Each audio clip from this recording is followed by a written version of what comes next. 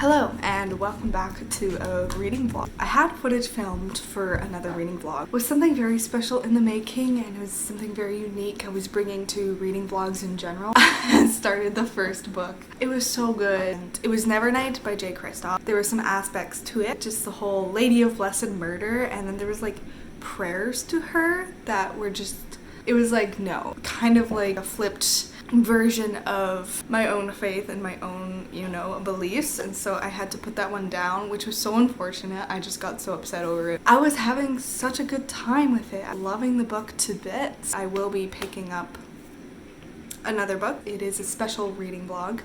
But anyways, this is just gonna be a reading vlog to open up the month of September in. The book I just picked up today for opening the month of September is Pretty Girls by Karin Slaughter.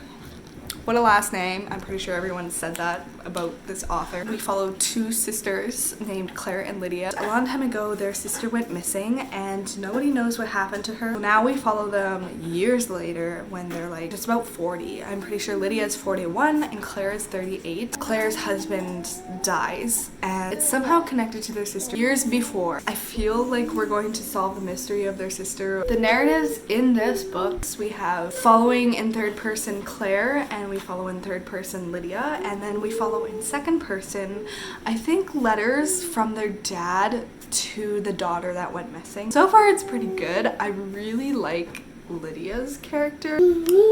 Girl, she loves food. I mean, who doesn't? Like, come on. The voicing, storytelling, it is not that different from other mysteries and other thrillers that I've read. I'm going to sit down and drink some bubbly because it's a hot day. See if I can get any more reading done.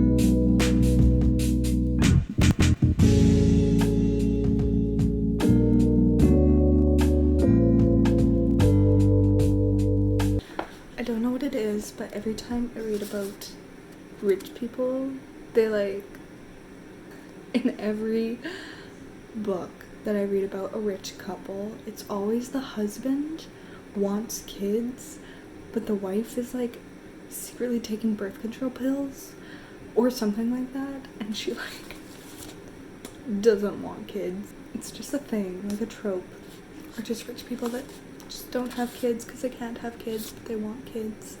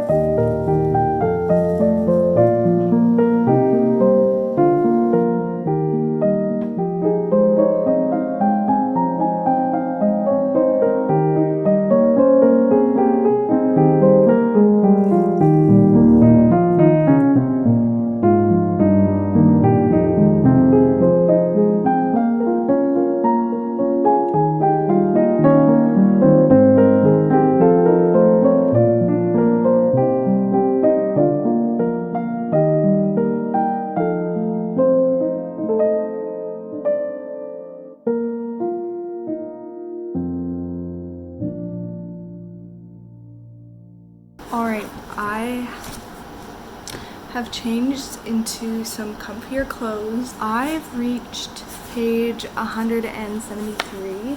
I think she's diving a little bit too much into the characters. There's certain things about them that I don't really care about, like little things, what they did with their dad, what they like to eat, or what their dad used to do with them, what they used to do together. It is probably really good for character and for you to sympathize with the girls, with their dad, with the family, but in reality, I already do without knowing tiny little things about them, about their past. 2 full pages of inner dialogue of our narrator explaining our characters remembering things about their past. Honest to goodness, this book is like really, it's boring me. We have the mystery, which is so brutal, and we just want to know what happened. And I just feel like a majority of this book is not explaining the mystery. It's not pulling us into like finding out everything behind the main mystery, talking about our characters and who they are and their family life and work life. I just feel like this book could literally be half as long as it is. They're so Charles Dickenish in the fact that they take literally forever. She takes forever to write internal dialogue. Okay, it just got really good. I spoke too soon. I literally read like 1 page and then it got really good.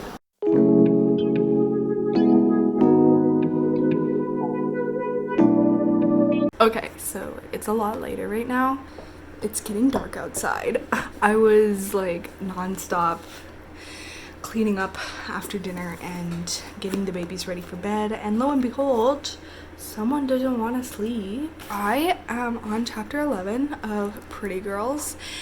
It's so good. I was going to sit down and watch Murdoch Mysteries, if we're being totally honest, but then all I could think about was what's happening right now. They're in a really scary place right now. Like, I am so scared, nervous for their well-being. Like, oh my gosh, just like call the cops. Like, someone run, find a phone.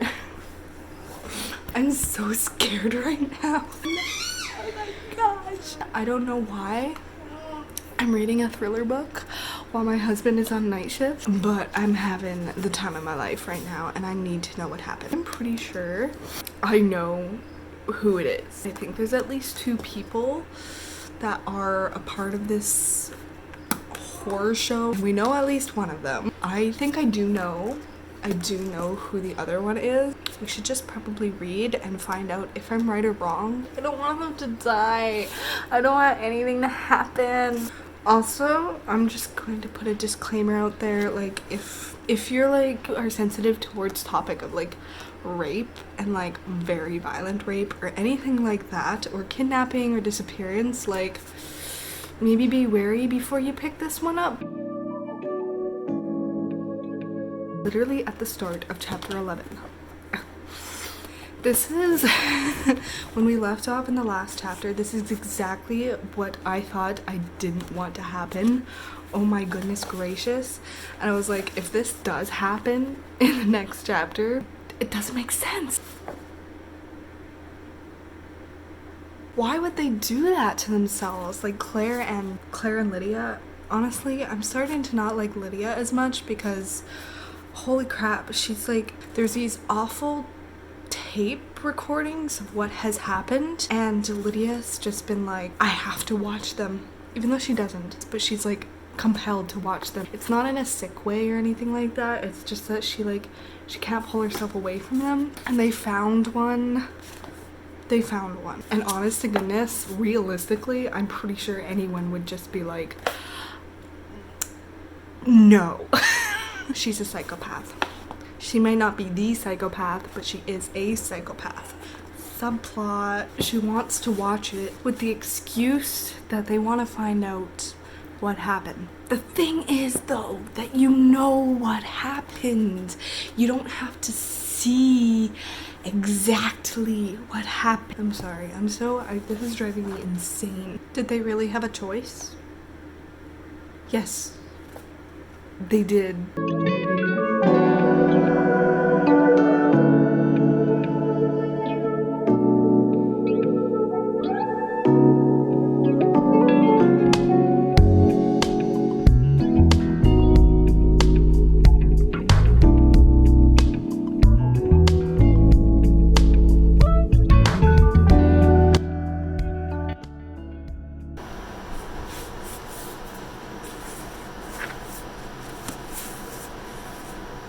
I just finished Pretty Girls. I think I'm gonna give it 2.5 stars. I know this is such a highly rated book and it's so popular, and that's why I got it when I found it at the used bookstore. I think there was a lot of problems with it. Like, for example, at the very end of the book, when everything's going down, the law is not involved with what's going down and the danger that the two sisters are in. But I'm gonna put a little bit of a spoiler here because honestly it might be a little bit of a spoiler. If you want to watch it, I don't think it'll affect your reading experience that much. One of our sisters gets the help of her mom. Her mom has absolutely no idea what's going on, what's happening with the bad guy. Absolutely no clue what's happening with her daughter that is getting her help, but she's following her blindingly and trustingly, even when this means seeing her daughter for the first time at the FBI with a black eye, even when this means seeing her with a gun, even when this means having to drive places with a phone that is being tracked, even when this means getting the police following her daughter off of her daughter's trail. And not once does she ask what's going on. Not once does she ever inquire why the police is on her tail, why she has a weapon. She's just like, oh yeah, here's all the help you can get. I also reached a plot hole where she is going to our final place and she's driving someone else's car. She no longer has her husband's car. Stops at a gas station because she realizes, oh, this car is not an electric car like her husband's is because her husband is rich. While she's filling it up with gas, she opens up the trunk. She sees all of the things that her husband had put together in the trunk because he was prepared. And I know for a fact that all of those things were prepared in the car that someone else has, not the car that she's driving, because she's driving that other person's car. She's not driving her husband's car, but all of a sudden she's like driving her husband's car, filling it up with gas, even though her husband's car is electric and she wasn't driving her husband's car, but now she's in the trunk with all of her husband's things. At the very end of the chapter, it was just like Karen Slaughter got really excited. Her writing just got messy. In the middle of the chapter, we were narrating Lydia. All of a sudden, we started getting inner thoughts of Claire directed towards Lydia but unspoken, like thoughts of Claire's inner dialogue. There was no plot twist. Maybe some people think there was, and maybe I missed it. Maybe I do know what the plot twist was intended to be, but it was definitely not a plot twist. I was kind of disappointed about that. I thought I was going to be able to predict like a plot twist or something else that was happening. I thought the plot would thicken. I thought things would get more difficult. The plot stayed linearly straight. It stayed as flat as prairies in Canada. Nothing spicy, nothing interesting, nothing colorful laid into the story. It felt more like I was reading a true crime documentation. I think I'm gonna close it off here. Let me know if you liked the vlog, if there's anything you would like to see more of, if you would like to see me read much more books, if you would like to see a certain reading challenge. I would love for people to like suggest to me what kind of reading challenges that I could do, you think that would be possible for me to do. I hope you guys are having a wonderful September so far. I just hope you're having a great time. Let me know what thrillers you're reading or what kind of books you love to read in September, and I'll see you all later. Bye.